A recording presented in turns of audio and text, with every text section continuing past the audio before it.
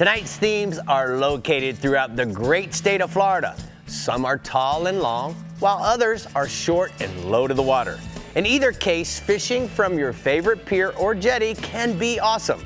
So let's get ready to go fishing here on the Florida Insider Fishing Report.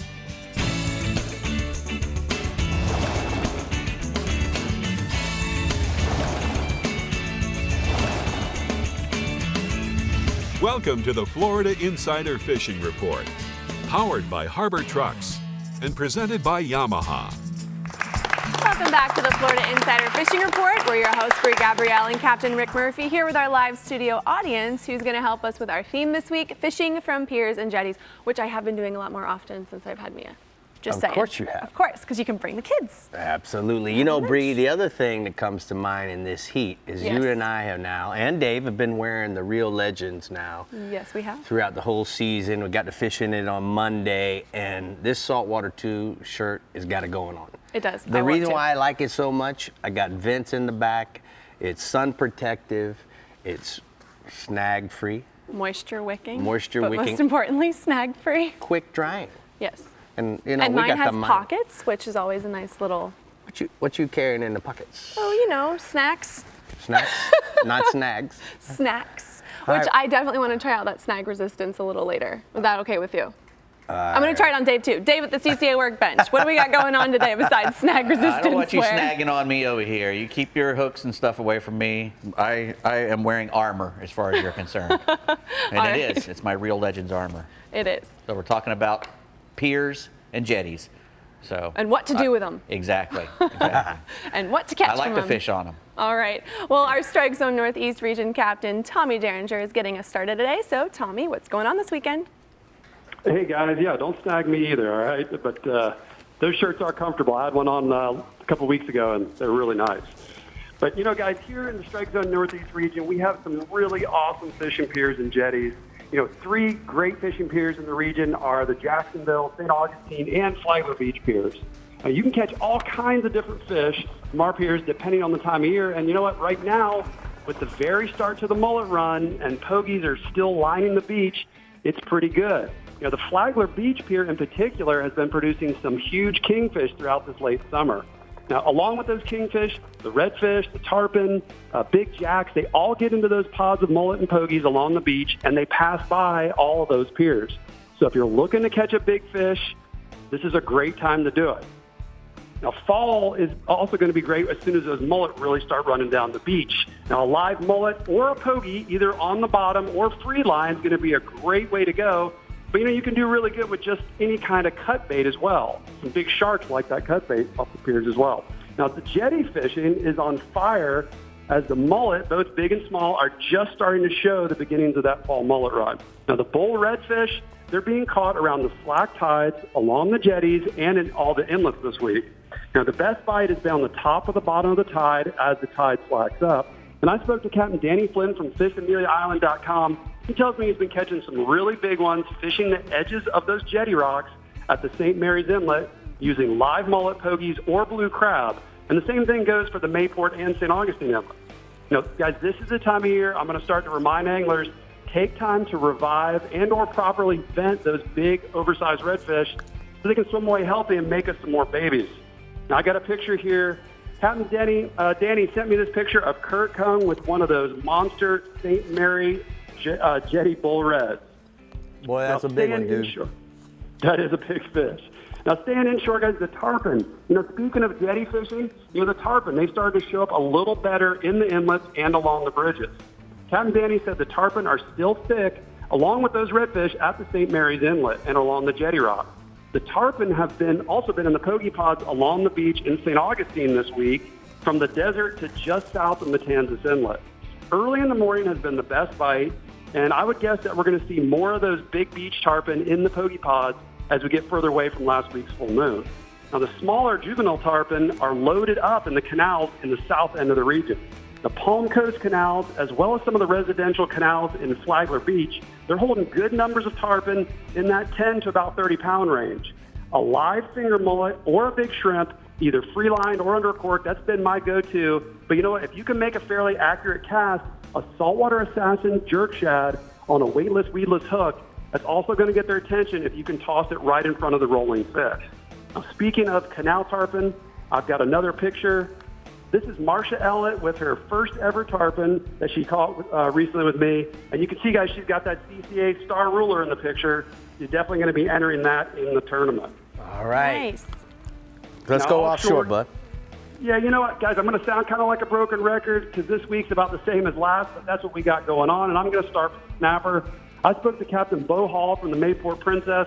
He tells me they've been on a great bite of mangoes, vermilions, and even some yellowtails, anywhere from about 90 to 100 feet southeast of Mayport Inlet on the higher relief structures. Now, Bo says his best bite has been when he's flatlining small baits like cut squid, chunks of cigar minnows, or even some small cuttlefish. And he's using a long 30-pound fluorocarbon leader with a 1 to 2-aught VMC circle hook. You know, those mangoes are running about 5 to 8 pounds, and Captain Bo says they're catching some really, really big yellowtails as well. Also offshore, the kingfish bite. It continues to be good this week on both the nearshore stuff and right along the beaches. You know, Rick, your buddy, Captain Gibby, tells me he fished the North Florida King of the Beach tournament this past weekend and had some nice kingfish right there near the beach at Captain's house in St. Augustine. You know, there's lots of fish in that 15 to 25-pound range hanging on the beach. And the nearshore stuff, it's still loaded up with those smaller snake kings. I've got one last picture here. This is Kenzie Jones and Mallory Hendricks with a couple of smokers they caught with Captain Bo this week aboard the Mayport Princess. All right, Looking man. strong, ladies. Yeah, that's 4 smokers in one picture there. I'm going to tell you that. All right, let's go ahead and take a look at the Rodan Marine System hotspots from the Northeast region. He says inshore redfish and tarpon at all the area inlets around the slack tide. Use live or cut mullet, pogies, or crabs on the bottom. And then offshore kingfish on the nearshore reefs, wrecks, and along the beaches. Troll pogies or any other live baits that you can jig up if you're fishing offshore. Tell us what you're really thinking, Rick. No, don't. The Discover Crystal River Northwest Region Captain Jeff Hageman is now on the line to give us a lowdown on some great fishing pier action and some helpful tips along the way. So Hagalicious, do your thing. We have one of the biggest fishing piers in the state of Florida. The Skyway Bridge spans the whole mouth of Tampa Bay.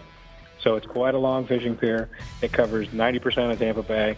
Got a little cut in the middle of it, but the rest of it and all the debris around from the old pier is all scattered on both sides of the pier, making it a great place to hold fish and holds a ton of bait. I spend most of my mornings underneath that bridge catching bait, so it holds bait most of the year round, so it holds lots of fish too.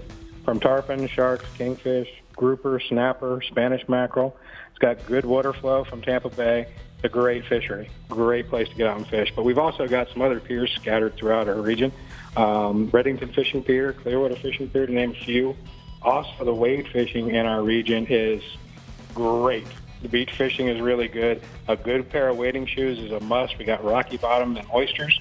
So all those snook, trout, redfish are all available if you don't have a boat. And it's a great place to get out and take a kid fishing. Staying inshore, Captain Jimmy Huddleston of CaptainHud.com reports the Ozona redfish bite has begun to get on fire right now, and the lower tides in the evening are revealing large schools of tailing fish, showing signs of heavy feeding in that cooler water. A tailhook shrimp or a silver dollar pinfish has been redfish candy to most of these fish coming in off the Gulf right now. Most of the fish are averaging anywhere from 26 to 30 inches, but occasional 36-inch fish, is being caught on the higher tides around the mangrove shorelines. Cut bait's been really good on them. I cut ladyfish and cut mullet pitched up underneath those mangroves to get them to come out from the cover. Captain Jimbo Keith of Saltwater Assassin Fishing Charters from Cedar Key reports his redfish bite has gotten better this week around the islands. Lots of undersized fish, mid-sized fish, and a few oversized fish are all mixed in. And it should get better and better over the next couple of weeks. Cut bait's been the key for him. Right on the bottom, incoming tide seems to be working best. And I've got a few great redfish photos from our captains. Wow. Nice. And the last one there, you guys might recognize, of Michael Mackey of the Plantation Inn on Crystal River with a nice redfish. He's sporting that CCA T-shirt too. Nice, You Michael. got it. All right, what else you got for us, Hag? Moving offshore, the gag grouper bite in my region. I said this last week too. The middle grounds especially have been really good those last week. Rock piles, ledges, holding lots of fish. I preach this a lot when I talk about grouper fishing. Start off with that cut bait, frozen sardines, Boston mackerel, squid. When that bite slows up, drop that pinfish or pigfish down. Get those last picky fish to eat. Standard bottom rigs working the best with a 100-pound fluorocarbon leader. 7/0 to 8/0 circle hook, depending on the size bait you're using, and 8 to 10 ounces of lead, depending on the current. Also, what's going on right now, throughout my entire region right now, the mangrove snapper bite seems to be good everywhere. Any kind of high relief structure you can find from 70 to 20 feet of water. Knocker rigs are the best way to catch these fish. Light leaders, and the long ones. These fish are really finicky to get to eat. We've got some clear water out there right now, so 4 to 6 feet of 20 to 30 pound fluorocarbon leader, 1/2 ounce to 2 ounces of egg sinker, and a 2/0 to 3/0 circle hook. And as far as bait goes, live shrimp, cut shrimp, sardines, small pinfish have all been working well. So, Hag, I got a question for you. You know, you guys, in the last 14 days or so, you've received over 20 inches of rain. How is that going to change the fishing compared to a year that you don't have that kind of rain? What do you guys do to adjust your game plan? That's what I'm looking for. Well, we look for that cleaner water. That cleaner water is going to be our biggest ticket. So anywhere you're getting a good flush and you find that clean water, the fishing's always going to be better. The rain's going to make it a little cooler, which is going to help the fish to eat. So right on that break is going to be a good place to find that fine line where the fish are going to be hanging out. All right. Well, thanks, Bud. We're going to go ahead and take a look at the Anytime Sunscreen Mosquito Repellents. Hotspots from the Northwest region. Inshore, redfish bite throughout the region remains strong on the top of the tide. Use cut bait. And then offshore, grouper in 70 to 120 feet of water over rock piles and ledges. Use pinfish and sardines on a standard bottom rig. So you had a question about scallops. You should have spoke up. I did, but you know, you took all the time. I did. That's how it goes with Captain Rick Murphy. He takes up all the time. All right, we're checking out what the Seaside offers in the Bell's Central East region next. But first, let's check on Dave at the CCA workbench to see what he's getting ready for Academy Sports Rigs and Techniques. You got a lot. We're going to be walking the plank and hopping on rocks. That's what we're going to be doing. Walking on plank and walking the on plank. rocks. Walking the I like it. Let's plank. walk That that was plank. We'll be right back. Is that how you walk the plank? Yes. Oh, boy. The Florida Insider Fishing Report is brought to you by Harbor Trucks. Visit harbortrucks.com. Yamaha. Reliability starts here. Contender Boats. Always in the game. Sirius XM Marine. Weather, fishing info, and channel surfing. And Daiquiri Deck. Sarasota's favorite place to meet. Titan and Titan XD Diesel from Harbor Trucks has America's best truck warranty, 5 years, 100,000-mile bumper-to-bumper, and can tow up to 12,000 pounds. Harbor Trucks has the largest selection of Titan XD and Titan in Florida, starting at $29,000. Harbor Trucks is conveniently located halfway between Tampa and Naples. Harbor Trucks, the place to buy. Meet the water's lightest 25 horsepower four-stroke, the all-new Yamaha F25, the new standard and 25 horsepower portable four-strokes. At just 126 pounds, it's got the best power-to-weight ratio of any 25 horsepower four-stroke on the water. With performance that bests the previous Yamaha F25 and features like Yamaha's VTS for precise trolling speeds, batteryless EFI, built-in resting pads, and carry handles, it's the perfect portable power for small boats.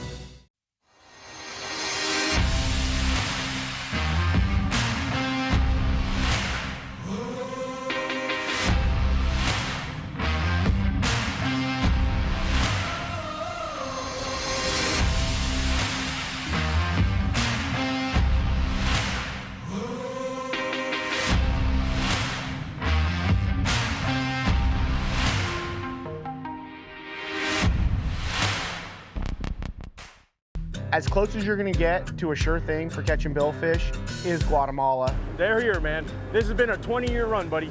These things haven't left. There's no cycle. When it comes to sail fishing, this is the real deal.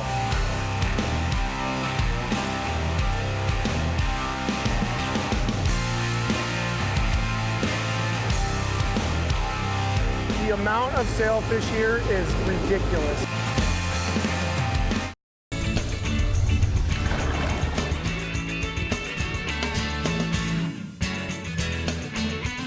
Well, we're here at the CCA workbench, and it's time to talk about the Academy rigs and techniques. And Could be time. I'm not real sure. It is time, Dave. Okay. So you're on.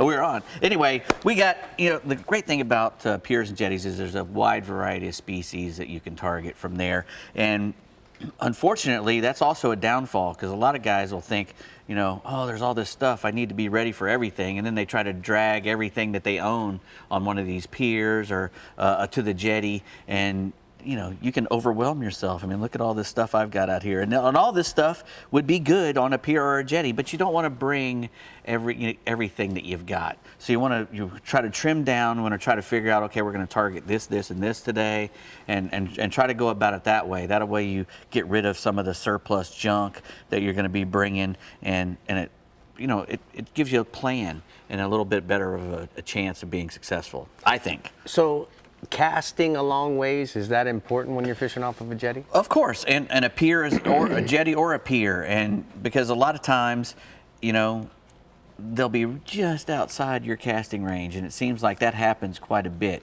The Spanish mackerel will come through, and there'll be 2 or 3 guys who can reach them, and the rest of us who can't.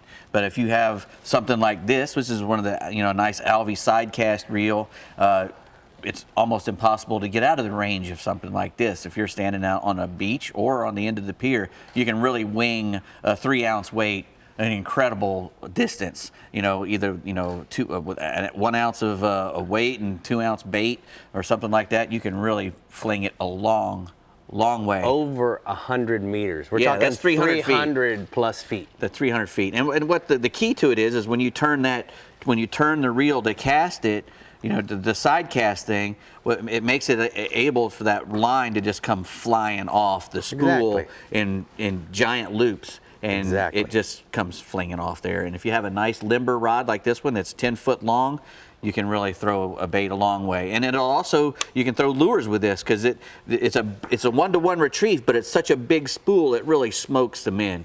I mean, you can throw a plug system with it or whatever you want. 10-year warranty. It's unbelievable. Right. There you go. Good job, Alvey. So some of the lures we were talking about, again, because you're out there and you're trying to get some distance, usually heavier lures are what you're going to use. A lot of the times at jig, a lead jig are used quite a bit. A flare hawk like that, that's a snook jig there, and they're great for a wide variety of species, from redfish to trout to everything else.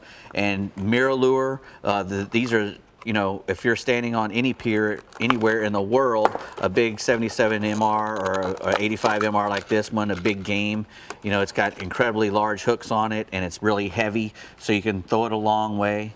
I like any of the gotchas. Gotchas work really good around jetties and stuff, and you can put a little piece of wire on them, because there's always going to be some Spanish mackerels or bluefish around, and as soon as you start to lose plugs, you better get your wire out, because you're going to have a hard time not keeping track of them, because the toothy critters will come and get you. And if you're going to use that wire and you're tying up stuff, try to always use a good swivel, a good ball bearing swivel instead of the barrel swivels, because if you tie a gotcha or any of these swimming plugs on with a barrel swivel to your wire, it's not going to work. Whenever you have a barrel swivel under pressure, it doesn't spin, and it'll end up spinning up your line. People go, I can't believe I spun up my line because I had this barrel swivel on there. Well, that's why, because that barrel swivel, once it gets a lot of pressure on it, it won't turn, and it just spins up your line, just like anything else. I like to bring a backpack if I'm on a jetty or something like that. A backpack frees up your hands, and when you're hopping down through the rocks and whatnot, you want to have at least one hand free in case you fall. I've seen some horrible injuries on the rocks, because me and my brother, we didn't have a boat forever, and that's how we did most of our fishing, was fishing off the pier up at Okaloosa Island, where Patty Boy is, and we've actually caught dolphin off that pier. That is a very long pier. It stretches a long way out into the Gulf of Mexico. And if you're standing out there, ready with decent gear, we always brought 3 rods apiece. We could carry 3 rods in one hand, and we could have a light rod that we could use for bait. We'd had a medium rod, that we can throw our lures and plugs on, and we'd have a heavier rod that when we catch our live baits, that's what we would float out, our big live baits on a balloon or a big bobber, something that would keep the bait off the bottom and try to catch kingfish or even dolphin or even sailfish off that pier in Okaloosa Island. It was a lot of fun doing that. And you could, a lot of times you'd be standing out there and you'd hear the fish coming down. They'd swim into what's another good thing about a pier is you get to fish a lot of different water from shallow to deep. Right. And you move up and down the pier and get to fish different water. But sometimes those dolphin would come into the beach and come swimming down the pier, and you could hear them coming down the pier, ping, ping, ping, ping, because there'd be a lot of tourists with the rental gear. And the rental gear, they're giving them that 8-pound test line and 12-pound test line, and it's been used 100 times by many people, and it's all chalky and white. And boy, those dolphins or cobia would come down that line, and me and my brother would just be waiting at the end saying, well, if they come this far, we're going to get them. And they'd come and eat our stuff, and zing, and we'd catch them. And, a good thing about that bridge and pier fishing is, you can pick and choose a lot of times. You can see really well the fish that you're wanting to catch. Sometimes you can't, but you want to make sure that you have a good way of releasing the fish from the pier. If you don't want to, they have these things called bridge gaffs, which is it's just a giant treble hook with 4 hooks on it, really. Right. And you can just get it underneath a big snook that you've decided is in the slot and hit him, or a kingfish or whatever. If you're doing that with fish that are in a slot limit, though, like snook and redfish, be really careful before you hit them with a bridge gaff. They also make bridge nets that you can lower underneath the fish, and you net the fish, and that way you can let him go. Pull him up. Yeah, and that way you can let him go healthy without putting a gaff in him. Okay, we're all done, I guess. We're all ready. That's the sign, Dave. That's the sign. That's the sign. That's definitely the sign. Shut up, Dave. Okay, so it's time to go. You say to be prepared, but you don't want to overpack. That's okay, it. Well, I'm an overpacker. That's what I do. Me I've got too. everything on my back. All right, well, let's get our Bell's Central East Region Captain Jim Ross on the line and see what he has to add to the Pier and Jetty discussion board. Hey, Jim. Hey there, gang. I tell you what, piers and jetties in my region are really great places to find really nice fish. Our land-based anglers have some fantastic places to catch them, like Sebastian. You can get off of the pier at Canaveral as well, and also a lot of places up around Ponce Inlet. But right now, you want to use pinfish, croakers, mullet, or pilchards. These seem to be working really good, especially if you freeline them near the jetty rocks or the piling piers. And if the current's pretty strong like it gets down at Sebastian, you can also put just enough weight on them to keep them just above the rocks. Now, the Rapala X-Rap 12 and 14 lures are working really well for the most part. Saltwater Assassin 5-inch and 6-inch swim baits on a jig head work really, really well and are often overlooked. And you guys and gals, check some of those out the next time you get a chance. And, of course, Flare Hawk. These are all great artificials to use in my area. And, when the water's turbid, you fish these, or you're fishing these structures at night. You can also get a glow, like a glow tail to work, and the fish can pick it out. Now, I've got a picture here of Sebastian Inlet, a nice snook from there that Bryson Wright caught on a 6-inch Saltwater Assassin swim bait. Yeah, that's a nice fish, man, to catch off a pier. Nice, chunky, off-season fish. They're going to come into season here real soon.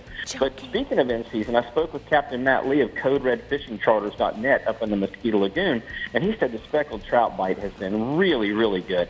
He's consistently catching trout on days when he can get his pigfish. That's been the hard part right now, is getting the pigs. But Matt says, if you oink your pigs on the edges of George's Bar, Tiger Shoal, or the Falls Channel Bar, especially if there's grass and mullet present, you're definitely going to find them. And if the dolphins show up, he says, don't mess around. Just simply pick up and move to another location, because they'll shut your bite down and eat every trout that you try to release. Now, most of our trout are averaging about 2 to 4 pounds right now on those edges of those bars. And he's been getting some good limits here lately with his clients. And I got a picture of one of Captain Matt's clients here with a pretty nice trout that came out of the Mosquito Lagoon this past week. Yeah, he looks good. All right, let's go offshore, Buck. You know what? That recent full moon, Rick, the mango snapper bite was on fire. And the fish have been congregating anywhere in those 70 to 120-foot wrecks. And you know what? They're still there. You're going to have to work a little harder for them to bite right now, because we are after that moon. They're over their spawning phase, and we've had some cold water move in, especially up around the Ponce Inlet area. So watch your bottom machine, and when it lights up over those specific reefs, and wrecks that you guys like to fish, you have found a school of these fish. So you want to chum and chunk. Get those fish to come up off of that structure, get them up to the surface, and then drift back an unweighted chunk on a 2/0 or 3/0 VMC circle hook, and you can get those fish right out of the slick. Now, most of our big mangroves strike, they head, when they strike, they head straight for the nearest piece of structure. And the trick is keeping them out of the structure on that lighter line that you're using in the smaller hooks without letting them get you in the structure. So it can be a real game of tug of war with those things. Most of our fish right now are running 4, maybe some of them 6 pounds, and we have some 10-pound fish that really aren't uncommon. And Captain Dave Carruthers out of Ponce Inlet is one of those masters at catching these mangroves on that lighter tackle. And here's a picture of a 14-pounder he got here recently out of Ponce Inlet. Golly. Nice chunk of mangrove snapper. That is a snapper there, boy. All right, let's go tarpon fishing. You know what, buddy? That's my favorite thing to do, and I know you love them too. And right now, Port Canaveral is the place to be if you want to catch them. In the whole Bell Central East region right now, we've got them. But right now, Canaveral's got some really good pods of them out there. They're schooling, they're rolling around, they're beating up on the glass minnows and the pilchards and all kinds of other bait fish that we have out in the area. So you want to slow troll or drift with whatever kind of bait fish you do find in that area. And right now, pogies, greenies, and pilchards are the 3 that we're finding the most of. But you can use croakers as well because they will hit them. Now, you want to rig most of these baits on a 7/0 or 8/0 size VMC. The 7385 circle hook and that Coastal Black 7385 works really well. Put about an 80-pound piece of Suffolk fluorocarbon leader in front of it. And most of our tarpon right now are running between 60 and 120 pounds. And I've got another picture here. This is my son, Captain Justin Ross. This is a tarpon that he caught the other day. His customers got a little tired. They had pulled on quite a few.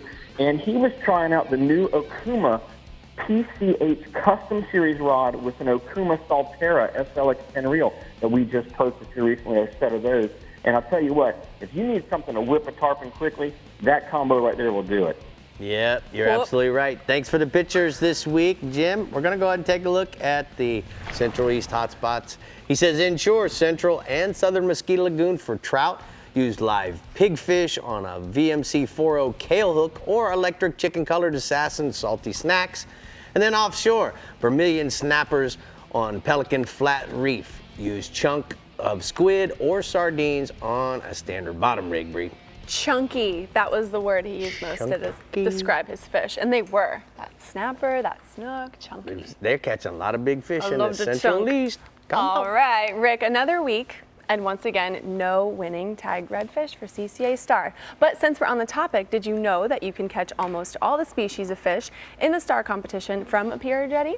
Snook, redfish, trout, tarpon, kingfish, grouper, and more, plus any fish you catch can be entered in the Power Pole Conservation Division to win your share of $500,000 in prizes and scholarships and trips with our FIFR captains. Star ends Labor Day, so there's still time to register at ccafloridastar.com. I have a secret. There was a tagged redfish caught this week. Yes. However, it was last year's fish. Oh my So they're still out there, They're still guys. out You there. can still catch them. So, guys, you got to get registered. Go do this. Go do Hurry this. up. Labor Day's coming up real quick. Right. All right. Hurry. Coming up next on the Florida Insider Fishing Report is the Fish Bites East and StarTron Central West regions. So while you're perfecting your cast, we'll be getting our captains on the line. We'll be right back. The Florida Insider Fishing Report is brought to you by Power Pole, Swift, Silent, Secure, Bass Assassin, and Saltwater Assassin. The best lures, period. Blue Water Outriggers, everything for your outdoor adventure. GARMIN, join the club. Kubota, find a Kubota dealer near you at gokubota.com. And Casa Vieja Lodge, 5-star angling in beautiful Guatemala.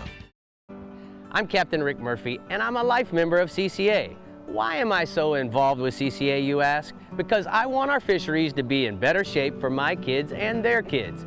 CCA is working to ensure the future of recreational fisheries and the rights of recreational anglers.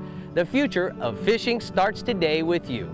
How do you want to leave things with your kids? If you're like me, you'll want to make the right choice and go to joinccaflorida.com right now.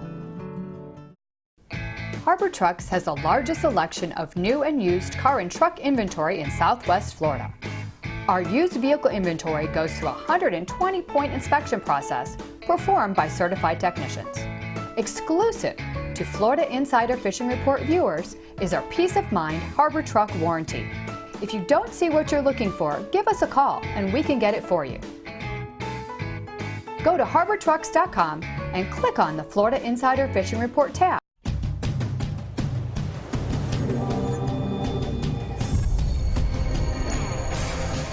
Real Legends Performance Clothing.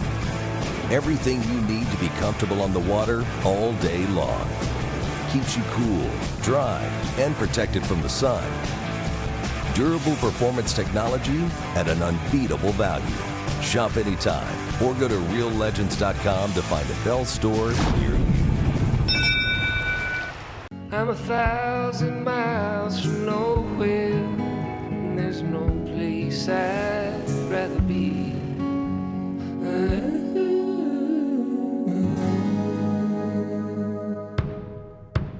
I'm 1,000 miles from nowhere, and time don't matter to me, 'cause I'm 1,000 miles from nowhere.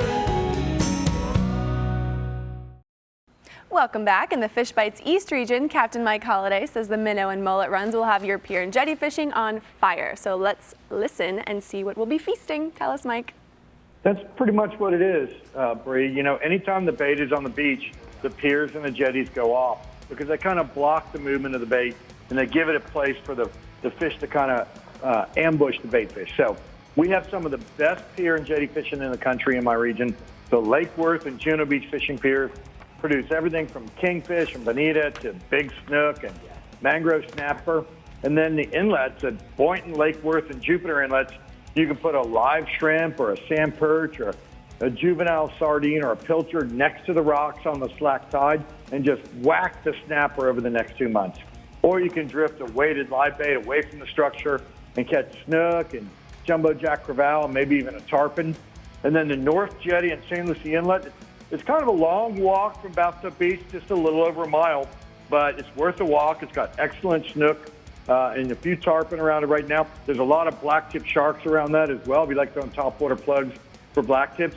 The best jetty fishing in my region is taking place at the South Jetty in Fort Pierce right now. That's where the minnows and juvenile pilchards are all stacked up along that jetty. The flounder are underneath them, the redfish, the snook, and the jacks.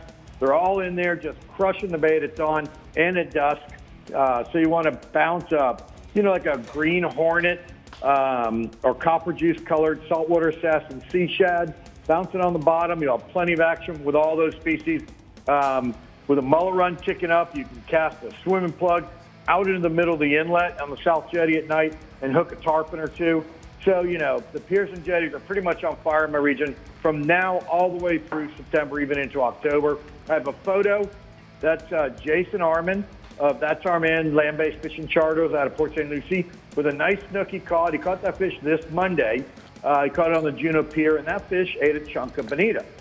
The other thing we got going on, this is the best mid-August push of mullet on the inshore, like in the Indian River and along the beaches, that I've seen in about 15 years. And that's got the tarpon fired up along the beaches as well as in the Indian River, inside of places like Big Mud Creek and flats around the St. Lucie power plant. That's where they can ambush a mullet coming around the corner. At night, the tarpon are on the bridges.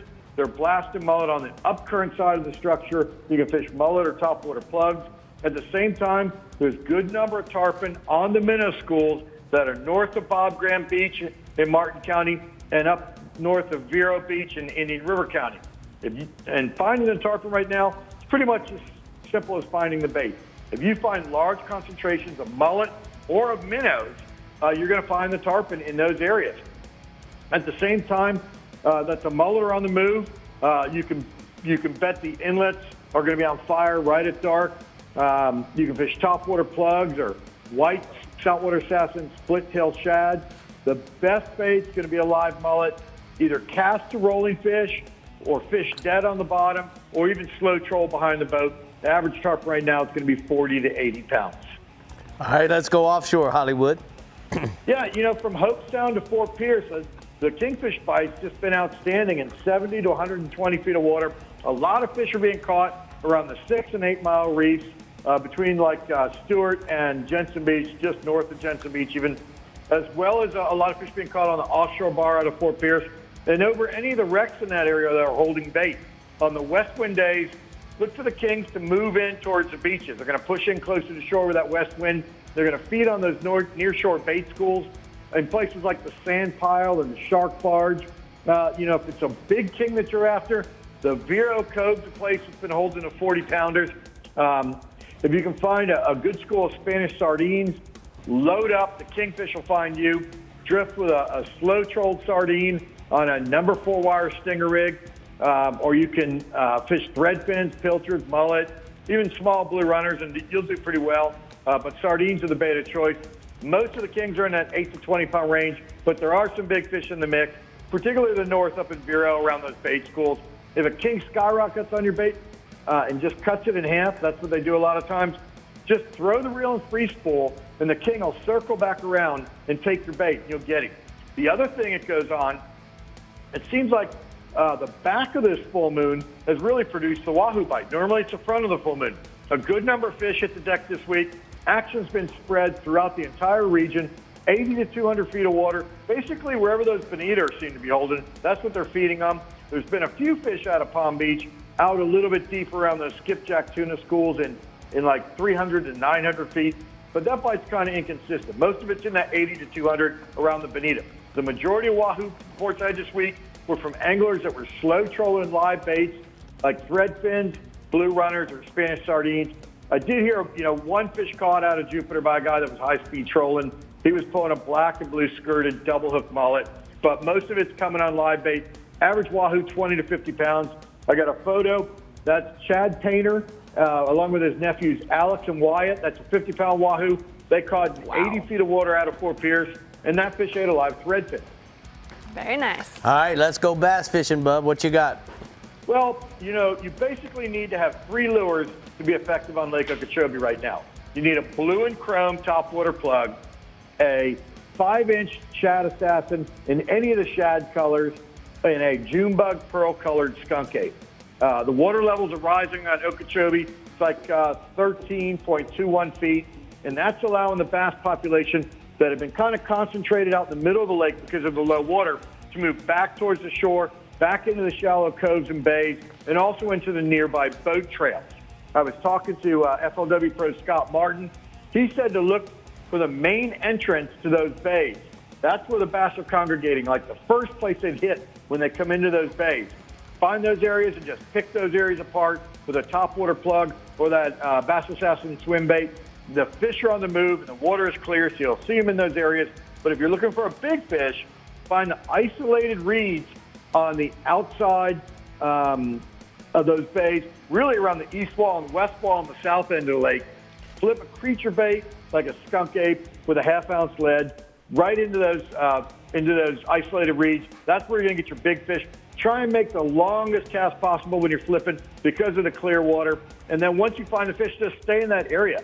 The fish are moving. They're coming into those areas. Once you get one, you'll get more. Average bass in Okeechobee, 2 to 4 pounds with fish up to 7 pounds this week. All right, thank you so much, Hollywood. Great report from the Fish Bites East region. It's time for the TH Marine Hotspots, though. So we're going to see what Hollywood says inshore. Catch and release snook on fly out of Hobe Sound Wildlife Refuge. Small green and white or all white bait fish patterns sight cast to the fish. And then offshore, kingfish, sailfish, bonitas, and the occasional blackfin tuna on the 8-mile reef just north of St. Lucie Inlet. Use live sardines, thread fins, or maybe a pilchard, Bree. All right, we have our STARTRON Central West Region Captain, of course, the star, Jeff Page. How's the weekend looking for us Pier and Jettiers, Page? I'll tell you what, it's looking good. But I want to throw something in that Mike Holliday didn't say. Ooh. At one time, Lake Worth Pier had the world record permit, maybe even twice, off of the Lake Worth Pier. Wow, Paige, you bouncing across to this coast. What you got on your coast? On my coast, you know what? In the STARTRON Central West region, we have a lot of piers and jetties. And I'm going to start down south. Right there at the mouth of the Myakka River, we have the El Joe Bean Bridge, which is pretty much a fishing pier. Cars don't drive over it anymore. They've built a new fancy concrete bridge. This is all a big wooden pier that used to be a bridge back in the 50s. and guys fish it year-round. But these rainy months in the summer, lots of tarpon and big snook get stacked up in there, especially at night. Those guys like hanging lanterns off there, and they use big mullet, big ladyfish, and they catch big snooks and tarpons. But throughout the year, you can catch black drum there, sheephead, snappers, all the variety that we like to catch. Moving on to the north, off the Venice Beach, we have the Venice Fishing Pier, which is at the south end of Venice, which you and I have run by plenty of times in our Redfish Tour runs. And then just about 2 miles north of that is the famous Venice Jetty. The Venice Fishing Pier, they catch lots of kingfish, not many permit, some tarpon, and then at night they catch sharks. And then the jetty's well known for big snook at night. And I'm going to throw a tip out for all pier and jetty fishermen. If you're not sure of what to bring, don't bring anything your first time. Just go there and go for a walk. And you'll see the guys that know what they're doing. And 9 out of 10 times, they're glad to share information with you. What rods to use, what tackle, and so forth. And most of the guys on the piers catch their own bait with cast net, with pyramid crab trap, with ringed hook, and with sabiki rig. Moving on to the north in Sarasota, we have the Tony Saprito City Pier, Bradenton City Pier, and then we have the 2 piers on the pass at Anna Maria. One, which is under construction because it got really tore up in the hurricane last summer, and then the Rod and Reel Pier, and then probably the most famous pier in the state. You did a piece on it in a Sportsman's Adventure we shot, the old Skyway Bridge, which they took out the middle section when it was rammed by a barge in 1981, but they left the south and north side for fishing piers. So you've got 3-4 miles of fishing pier that go right across Tampa Bay. Just about any species can be caught. And my first picture tonight is a big Mike McGrath off the Skyway Fishing Pier with a nice gag grouper he caught. And then my second fishing pier photo is of a famous pier fisherman, Eddie Bubba Harrington, with a big kingfish, and that's what he's known for.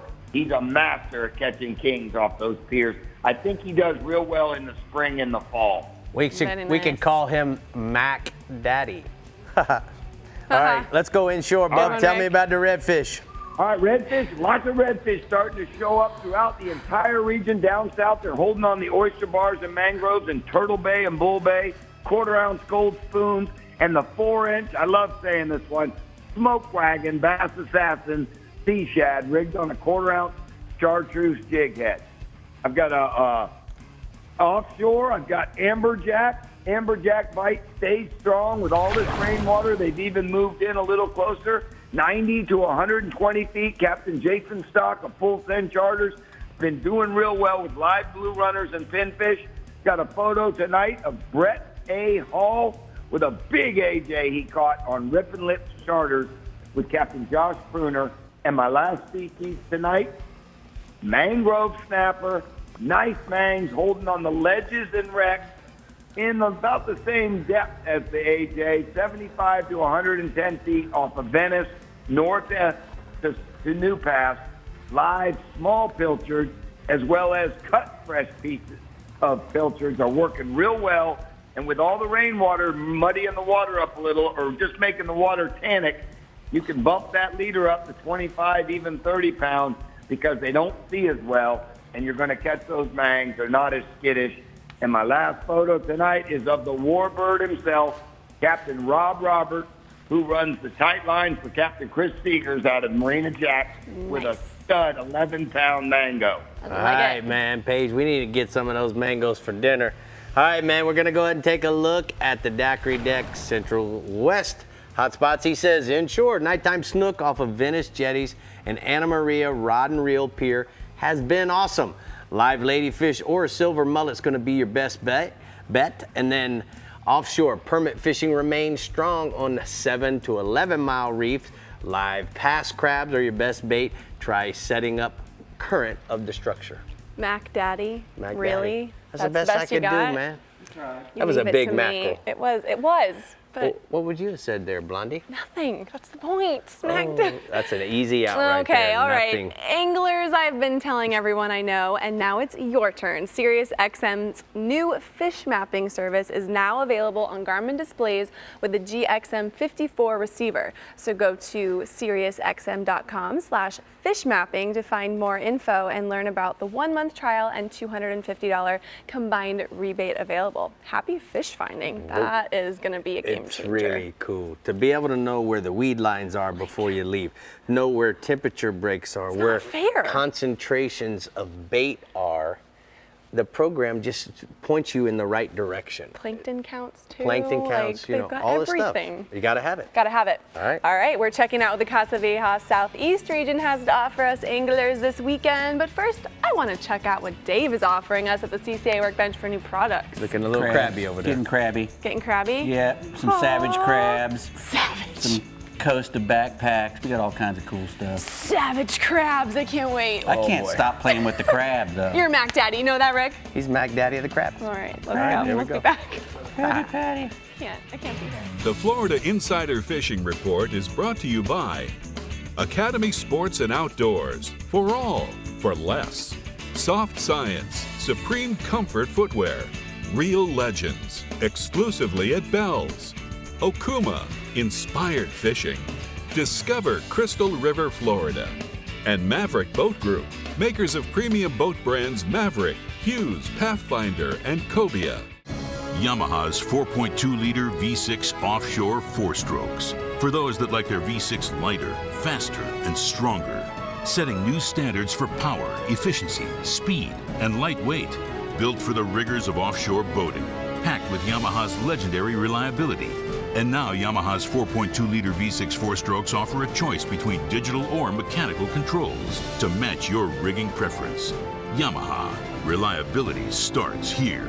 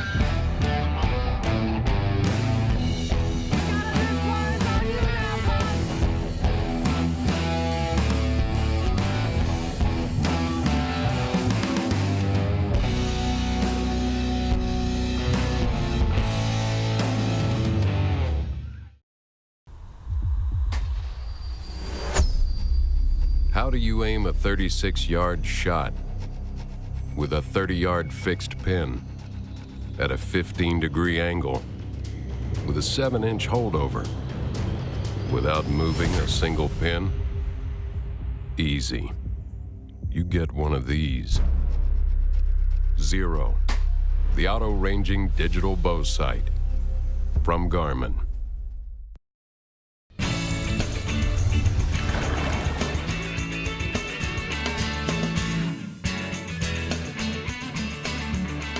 Well, we're here at the CCA workbench, and as you can see, it's much Dave better. has toys to play I with. love playing with this crab for some reason. I don't know why. It's you can because hold it now.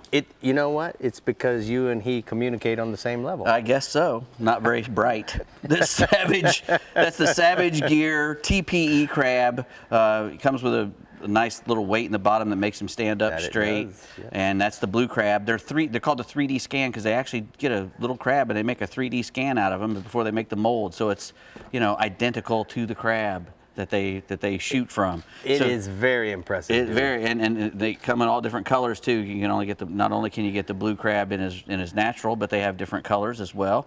They sell them at 3 at a time. The one with the weight in it is a 1/2 ounce and about it's a 3.5 inch crab. Dave, you know, Kathy's not here tonight. Can I take one of these home? I'm going to put this in the bed under her pillow. You can do whatever you like, but just don't blame it on me. I'll report back next week. I think that'd be pretty fun.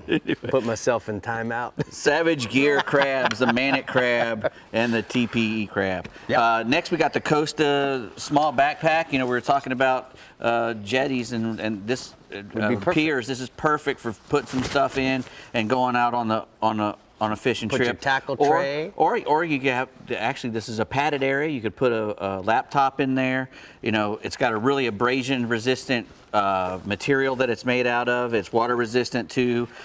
Padded, breathable shoulder straps, so that it's pretty comfortable. Adjustable chest straps and waist straps as well, so you can get it real tight and load it up pretty heavy and keep it real tight to you. So, and it holds 20 liters. So, you know, get a Costa 20-liter small backpack. All Go right. on Costa.com. All right. Next, we got Taco Marine. These guys make a lot of outriggers and boat hardware, and these are some of their cleats that you can remove and take on and off the boat. They go in a rod holder. This is the big one. They make two sizes actually, a 14.5 inch, and this is a 30 inch. And this taller one is one that you can put in the back by the transom and keep your lines up off your outboards. You know, if you're backing into the split, you want to do the crisscross deal.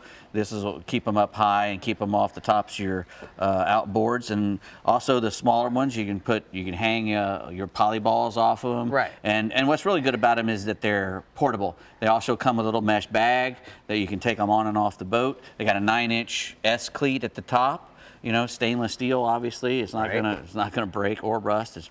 You can see it's done very, very good job of welding. Very, very good product there from Taco Marine. I've used their outriggers for TacoMarine.com? TacoMarine.com. All right. Next, we got some Bass Assassin. They come out with some, you know, new colors all the time. Here's another couple. The chartreuse one there, the yellow color is called Money, which, you know, you gotta love that because chartreuse is money anyway. And then the Purple Moon, and these are both in the 5-inch saltwater sea shad.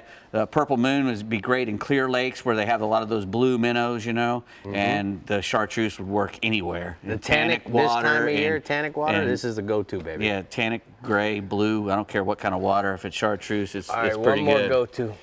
Right. We got, this is You Are Awesome and .com. It's a brand from our own Randy Tao. He's tired of all the negativity in the world, and he's wanting to spread some positivity, and he's come up with this You Are Awesome brand. If you have somebody you know that needs a good uplifting message, they can come online. You can go online there and get nice T-shirts and these hats and even candies and whatnot, all kinds of stuff. Just to, you know, he's trying to turn it around. You know, we've got a lot of negativity in the world today, and he's trying to come around and say, you know, you're awesome, you're worth it. That's right. So instead of saying good job, what you do is you say, you're awesome. Dave, you're awesome. Oh, thank you. I appreciate it. Am I awesome too? Of course, Bree is awesome. Don't pause. Can I comment on that in a minute? No, but you're awesome. I know I am. Oh gosh. All right, Floridians, as you know, college football season is here, and our friends at Prospect Smokehouse have got you covered for all of your tailgates. From now until Labor Day, you can sign up for this awesome meat package giveaway by going to prospects.com/TIFR. Okay, Captain Jimbo Thomas is in the Casa Vieja Southeast region, and he has his Pier list dialed in, so let's listen up and see what we'll be reeling up. Hey, Jimbo. Hey, Bree, and I'm feeling pretty awesome, and hello, Dave and Rick as well. Now, if you want to go fishing off a pier, the Southeast region is definitely the place to do it. Now, there's no other area in the state that the deep water is so close to shore, and at one time we had quite a few fishing piers in the region, but over the years a lot of those have been beat up by hurricanes and tropical storms, so there's only a few remaining. We've got Lake Worth Pier, Deerfield Beach Pier, the Pompano Pier, Anglin's Pier, and the South Beach Pier, and I hope I didn't forget any. And I believe the Pompano and South Beach piers are free, and the others charge anywhere from like $3 to $4, and some of them will even rent out the tackle for you. Now, there's also good fishing around the jetties, although you definitely risk your life walking over those rocks, but you can fish safely those jetties from the boat. Now, the Boynton Inlet jetty is basically a fishing pier, and on the south side of Hulliver Inlet, there's also a concrete walkway making it pretty easy and safe. Now, as far as fish, snook can be caught year-round off all the piers, along with the sort of snappers, grunts, jacks. Those are your pier mainstays. And then in the winter months, we get Spanish mackerel, bluefish, pompano, cobia, tarpon, and even the occasional kingfish, and I've heard of sailfish even being caught off the piers, and also not off the jetties, but you got all those fish off the jetties as well. Now, most of these piers hold bait, such as pilchards, herring, sardines. If you bring a sabiki, you can sabiki up some live baits that you can use either dead or live off those piers. Now, be prepared because there's lots of hangs and snags around the piers and the jetties, so bring along plenty of hooks, leaders, and weights especially. Now, staying inshore, we got snook schooled up in all the inlets throughout the region. They're being caught on live pilchards, herrings, pinfish, croakers, and shrimp. If you can find some big live shrimp, you want to get them near the bottom. You can drift them down on the bottom on a Jupiter rig or on a jig head. And if you don't have any live baits, flare hawk jigs and soft plastics are also working. And then all the bridges of the ICW are also holding snook. They're being caught on both live and artificial baits, and you want to fish those along the shadow lines. Now, on both the inlets and the bridges, the outgoing tide is going to be the best. Then we also got snook along the beaches from Lake Worth Inlet south of the Government Cut, and those snook have been running down the troughs that are just off the beach. They're eating live pilchards, herrings, and artificial baits that imitate those small pilchards and herrings. And the best time to fish for these snook off the beach has been early in the mornings and late in the afternoons. You can do that either by boat or foot. Now, moving offshore, the daytime sword bite has been excellent, anywhere from 1,800 to 2,000 feet of water from Government Cut north to Lake Worth Inlet. Now, in the daytime, we like to fish big bonita strips, dolphin belly strips, or squid. Those are most popular baits.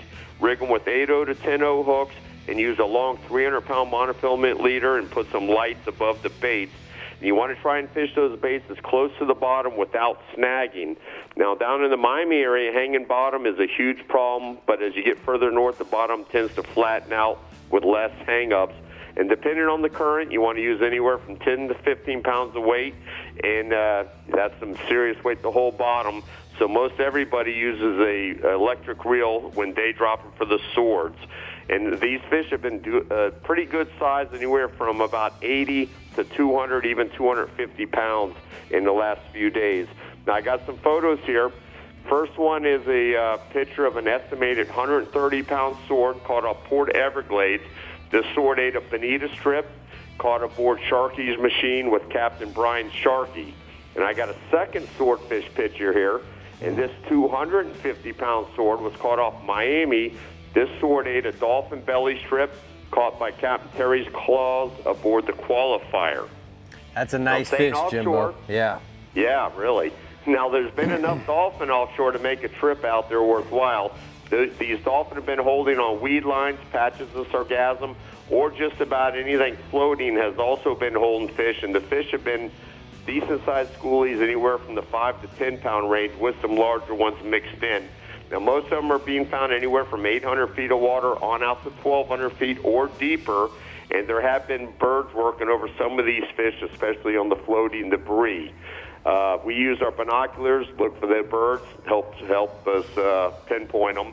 And if there's not a lot of seaweed, you can troll through these areas looking for the dolphin using rig ballyhoo, small lures, and feathers. And then once you find those fish, you can cast small live baits like pilchards, blue runners, or cut bonita or ballyhoo to them. All right, thank you, Jimbo. We're going to go ahead and take a look at the R&R tackle hotspots from the southeast region. He says inshore, look for the snook in all the area inlets and off of the beaches in the evening and early morning where they are eating live and artificial baits. And then offshore, head offshore and search for the dolphin that are hanging around the weed lines and floating debris. They are also eating troll and live cut baits. All right, the Bell's Southwest and Garmin Keys region captains are blessing us with their reports coming up next. But before we go, we want to remind you that if you want to be up to date on all things fishing in Florida, visit our website, like us on Facebook, follow us on Twitter, watch us on YouTube, and check us out on Instagram. We'll be right back. Bree, you're awesome. The Florida Insider Fishing Report is brought to you by Rapala, another great day. STARTRON, cures and prevents ethanol fuel problems. Yeti, built for the wild. CCA Florida, the voice of recreational anglers for over 30 years. Ameritrail, load, launch, relax. And Strike Zone Fishing. Titan and Titan XD Diesel from Harbor Trucks has America's best truck warranty, 5 years, 100,000-mile bumper-to-bumper, and can tow up to 12,000 pounds. Harbor Trucks has the largest selection of Titan XD and Titan in Florida, starting at $29,000. Harbor Trucks is conveniently located halfway between Tampa and Naples. Harbor Trucks, the place to buy.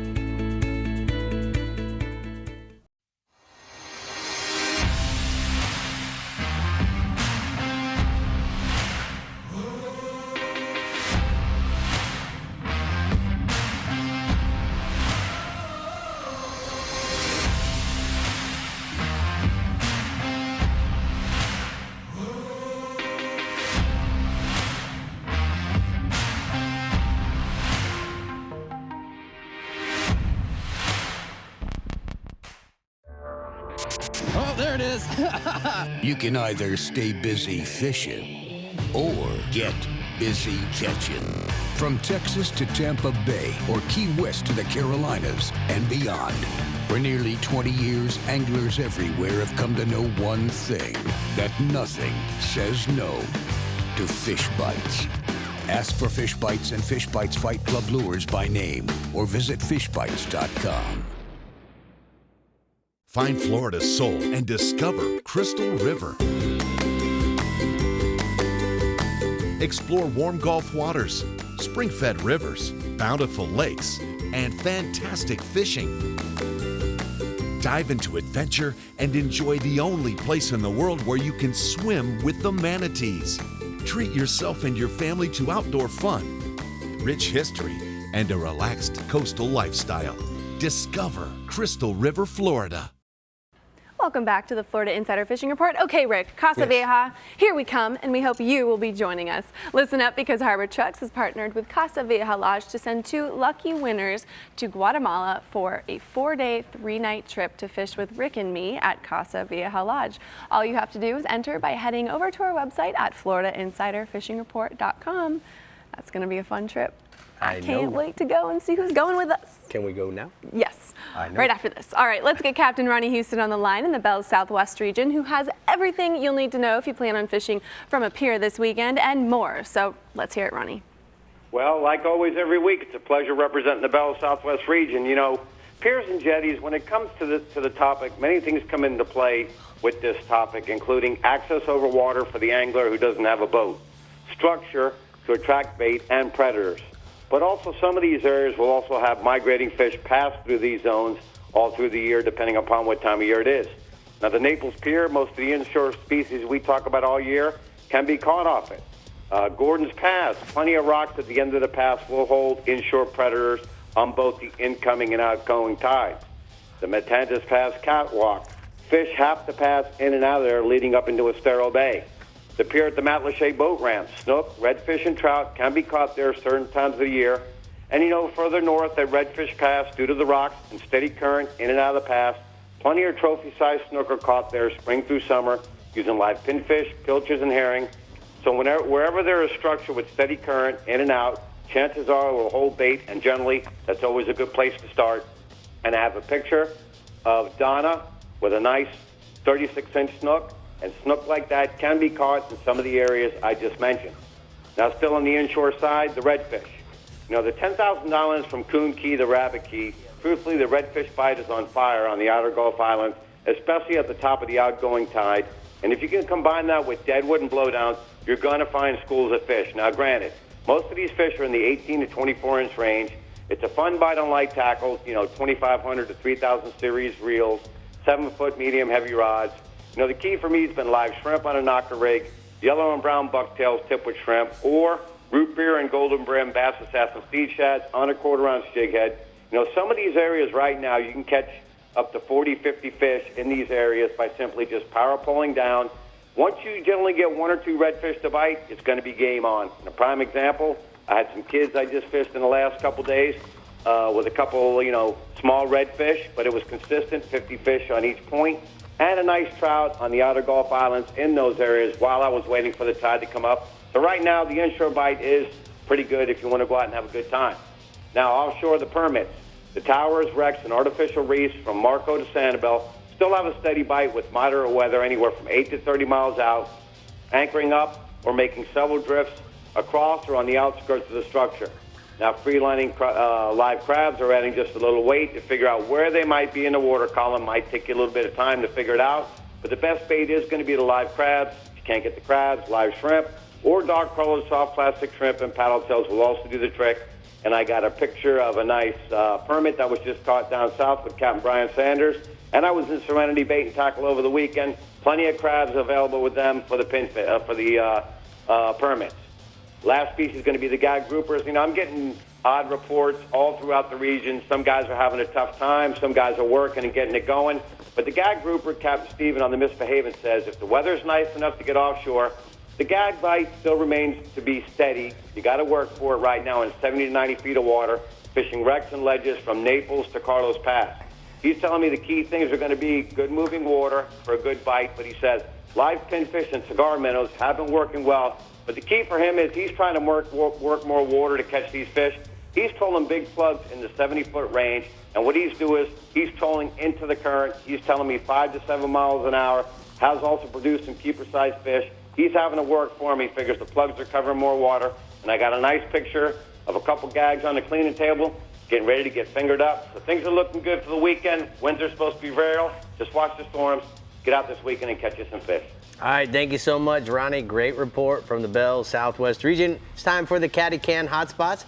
Ronnie says that inshore, mangrove snapper, Picnic Key to Rabbit Key, fishing deadwood in the outer Gulf Islands using live shrimp or pilchards chummed. And then offshore, king mackerel, Sanibel to Stump Pass, fishing the wrecks in 65 to 80 feet of water using herring, blue runners, and trolling silver spoons or lip plugs, Bree. Ronnie's got a little salt and pepper going on. Ah, what was that, man? Getting ready for winter. I guess. That Saving the face from the sun. Saving the face. I like it.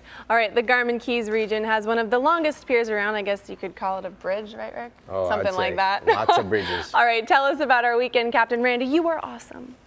Hey, good evening, guys. Hey, fish fans, let me tell you, the Garmin Keys region is 103 miles long, and it has various bridges throughout. And these bridges, the older bridges, they have turned into fishing piers. Now, not all of them you can fish off of, but some of the ones you can, like Channel 2, Channel 5, Long Key, Tom's Harbor, and 7 Mile Bridge. Those are pretty common for people to fish off of, and they did make the old bridge accessible for people to fish off of. Well, it does hold a lot of fish at times, and you can certainly catch snappers and cobia, Spanish mackerel, jack crevalles, but there is some tricks to it, and you want to understand the tides, because tides are key. When the water moves through some of these bridges, it's really moving. It's very heavy current, so it's hard to fish. If you were to try to snapper fish on an outgoing tide that's going about 4 knots, you probably wouldn't be able to do it, and you'd need a pound of lead to hold the bottom. So you fish for different things. We have tarpon in the springtime. We also have permit, and a lot of the guys will fish on top of the bridge, and they will just walk until they find what they're looking for, and then they'll throw their jig or throw a crab in front of them and get them that way. But there's some good fishing at times throughout these bridges. You really want to look at your tide chart, and a lot of the good action for snook and tarpon happens at night. So there's a lot of night fishing that goes on, and if you're lucky enough to time it on that slack tide, that's where a lot of guys will take advantage of that moderate current and the slack tide where they can actually work the bottom. That's the key right there. So a little bit of education on it before you go, if that's what you want to do. Otherwise, you're going to be contributing some serious tackle with your hooks and sinkers on the bottom like everyone else. All right, what you got? What else you got for us tonight, bub? You know, Cubera snappers bite this time of year, and it's a full moon thing. It can also be on the dark of the moon, which is the new moon, and it's interesting. We've had a really good bite this year. Live lobsters are what you use for bait, and you want pretty heavy tackle. Now, these are the biggest snappers in the snapper family, and they can reach 40 to 50, even bigger. And these fish will really put on a tug of war when you get them on. You're fishing a live lobster. So in order to fish a live lobster, he's got to be of legal size, which is a pretty good size lobster. And these guys really take advantage of it. July, August, September are prime months. It's done at night. And Captain Nick Stanzik on his boat, the Broad-Minded, you always hear me talk about him catching swordfish. That's his specialty.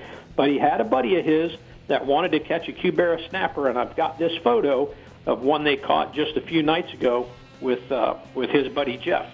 Man, that's a nice fish. Good job, Nick. Hey, all right, let's go inshore, bub.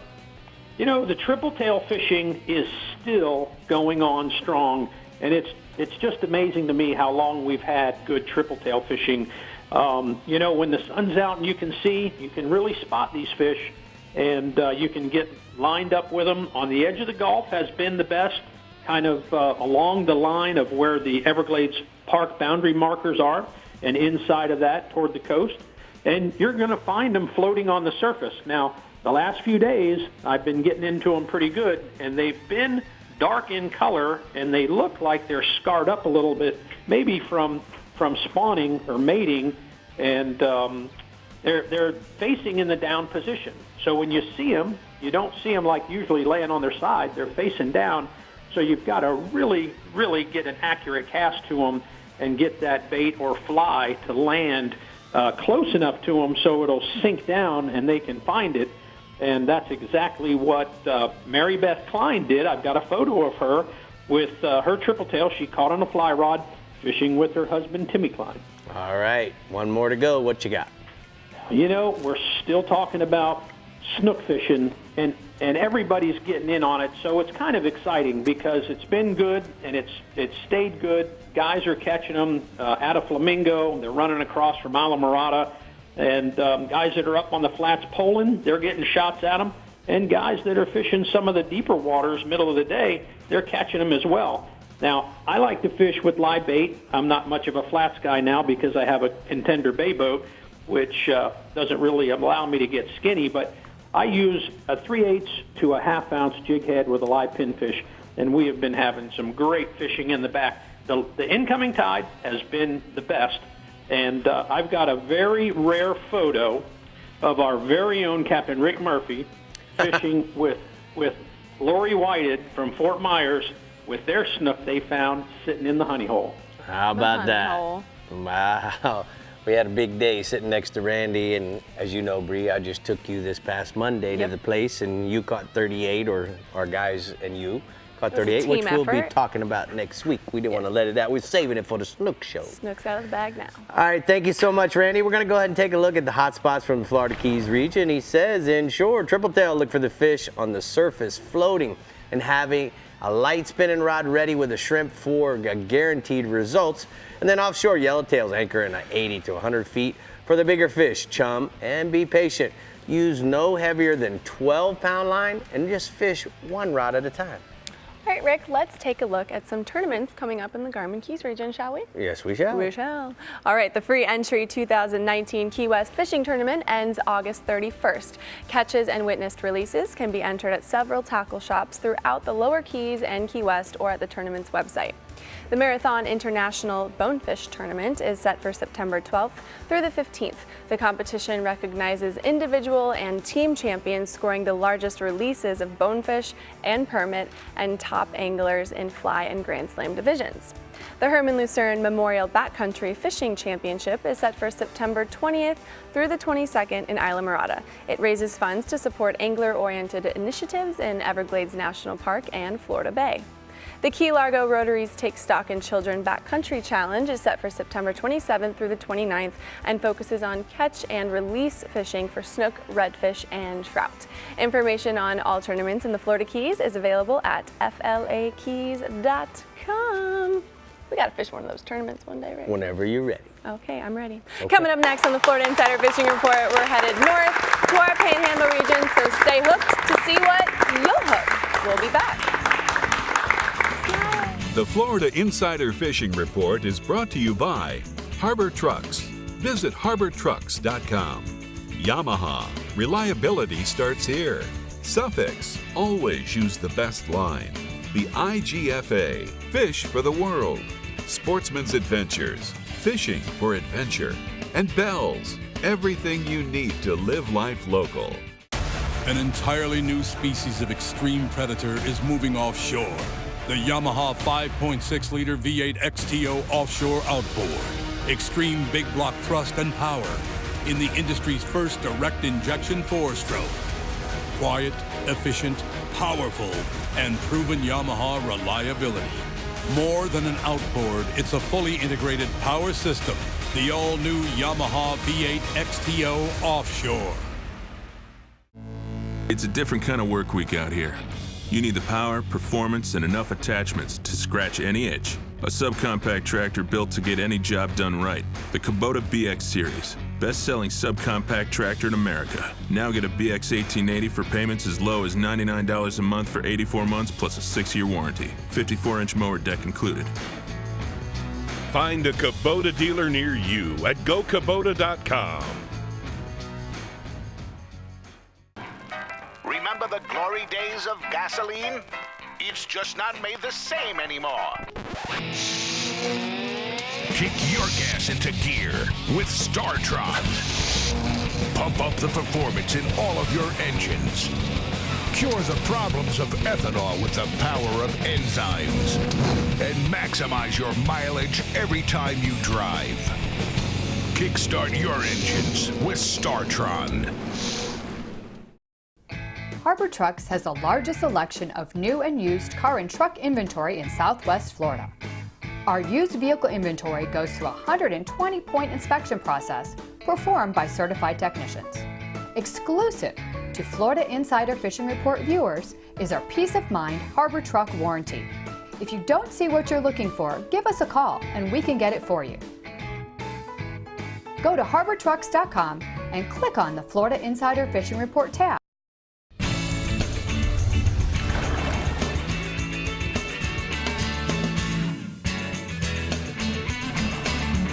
Today's Power Pole Tip of the Week, we're going to discuss the quality craftsmanship that goes into each Power Pole unit.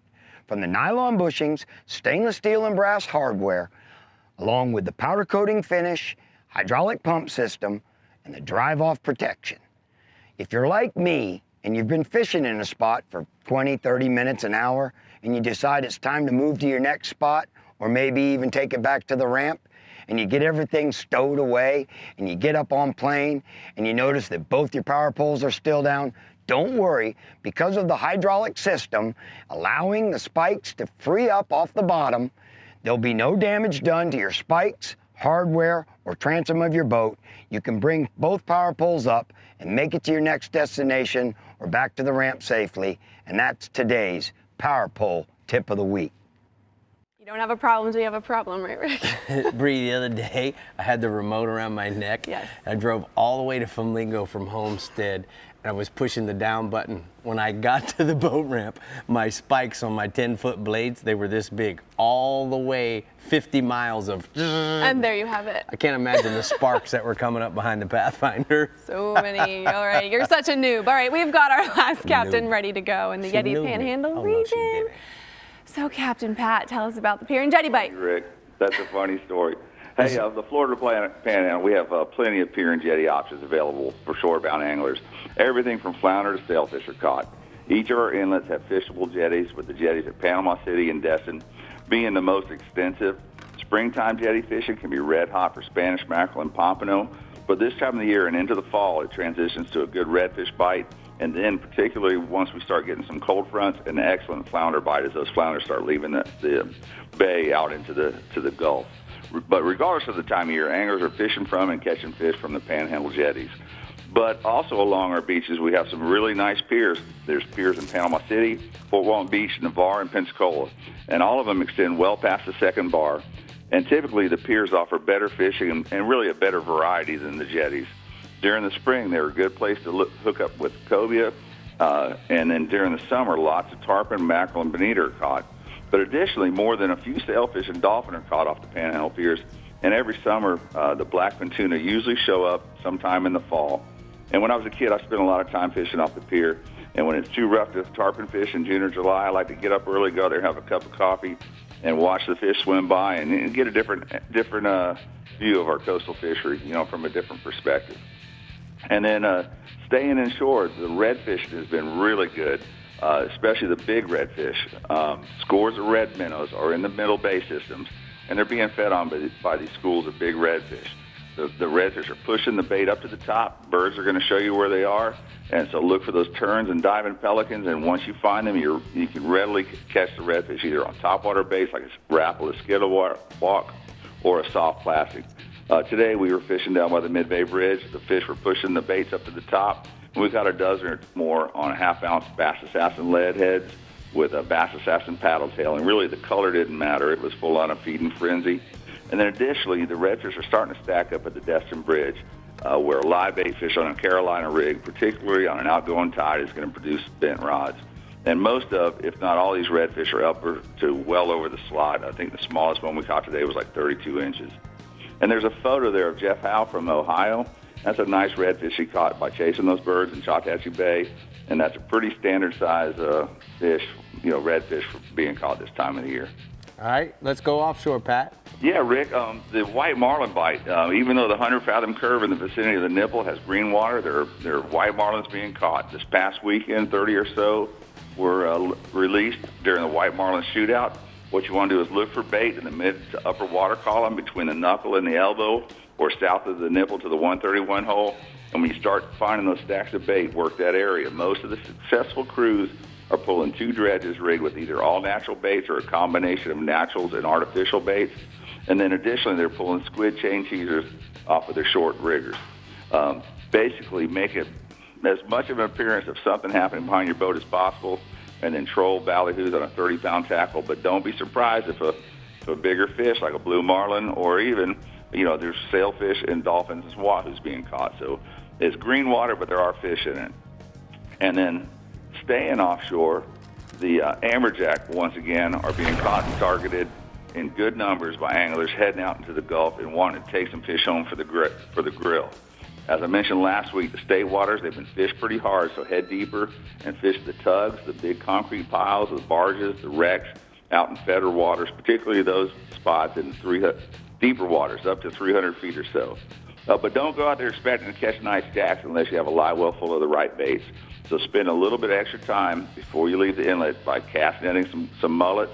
The mullets are starting to school up, and they're being fairly easy right now. Or use a big sabiki rig at the inlet and catch some blue runners. It's going to pay off big time when you're out there sitting on top of the fish, and you're going to be getting the bites instead of just be looking at a fish show. Use long leaders, circle hooks, enough lead to get your baits down to the fish. And as always, once you hook up, continue fishing another rod or two. And there's a photo of an amberjack we caught on the fly in state waters. It's a smaller jack, a releasable fish. But we caught it on the fly by chumming the jacks up the top with filters and then casting a streamer. So it's all good fun. All right, cool pick, Pat. Let's go ahead and take a look at the blue water outrigger hotspots from the Panhandle region inshore. Big redfish crashing red minnows in the eastern Chattahoochee Bay and St. Andrews Bay, and look for those birds. And then offshore, now's a good time for even smaller outboard boats to get a billfish. Head to the nipple and pull teasers and ballyhoo. Okay, we hope you've taken notes and you're gathering your gear for your weekend pier and jetty excursion, but don't take off just yet. We're telling you what to be on the lookout for next week, and it's good. We'll be right back. All right. Good. Good. Titan and Titan XD Diesel from Harbor Trucks has America's best truck warranty, 5 years, 100,000-mile bumper-to-bumper, and can tow up to 12,000 pounds.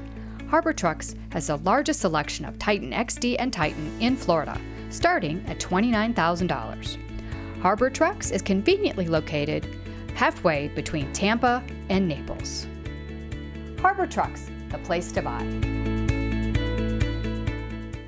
Master your most challenging offshore experience with confidence and ease with Yamaha Helmmaster. Precise, intuitive control on the open seas. Unrivaled ease for maneuvering and docking in port. And now SetPoint adds 3 new dimensions to boat control. Maintain boat position with fish point, or a position and heading with stay point, or a heading while you drift with drift point. Yamaha Helmmaster, now with SetPoint. Complete digital control for today's larger offshore boats. For the bass, that thinks it's a bulldog. For the walleye that thinks it's a freight train. For the tuna that thinks it's a torpedo. For the tarpon that thinks it's a tarpon. You need the mono that thinks it's a braid. Suffix Advance. New Advanced Mono with HMPE braid molecules for strength, abrasion resistance, and low stretch. Suffix Advance. The mono that thinks it's a braid. Do things. Be sane. Don't fritter away your time. Create. Act. Take a place wherever you are. And be somebody. Get action.